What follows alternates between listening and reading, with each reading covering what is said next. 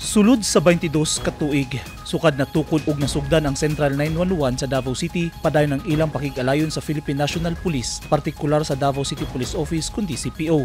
Kini ang gibutiyag ni Lyndon Leovic Ancahas, ang Central 911 Division Head ug Acting Overall Training Supervisor sa CDRRMO.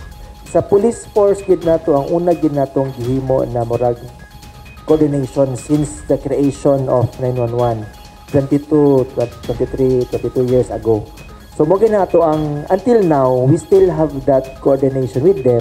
Kapag naay caller na nagreklamo o crime or even kanang kuan lang kanang na mag-video okay nga saba kayo at 10 a.m. or 10 p.m. or lower, we call the police and we deploy the police to address that concerns. Dugang ni Ancahas, sa karon wala pay direktiba gikan sa DCPO o Police Regional Office 11 nga bag-uhon ang kasamtangan nga koordinasyon.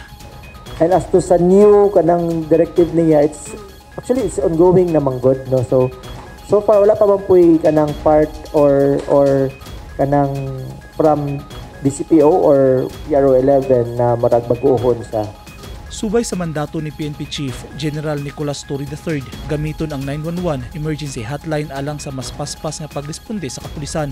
Matod ni Ancahas, andam sab sila sa Central 911 nga modawat og mga report gikan sa mga pupil ug estudyante sa Davao City nga maka-experience og bullying nga sa samang oras sab gilayon i-report kun diha dayon nga pagpangbuli aron ilang marespondihan. On the spot siguro nga ginabuli ka, oh yes, kana ginakulata ko, you can call for help. Gibutyag sab ni Ancahas nga naandan na sab sa mga Davaoenyo nga mo-report dayon og mga panghitabo hilabi na sa mga silingan, sama na lang sa pagpakita og concern sa mga silingan nga idaran o PWD nga wala nay gawas-gawas sa balay. Lakip na sab ang pag-report sa mga naga-videoke bisan og 10 oras na sa gabii. Nagpahimangno ang Central 911 sa publiko nga gamiton sa saktong paagi ang pag-report sa mga panghitabo sa palibot ug likayan ang paghimog mga prank calls kung walay hinungdan nga pagpanawag. Sanglit mas daghan ang nanginahanglan sa ilang tabang nga kinahanglan marespondihan. Eugene Hinutan, Newsline Philippines. Stay safe.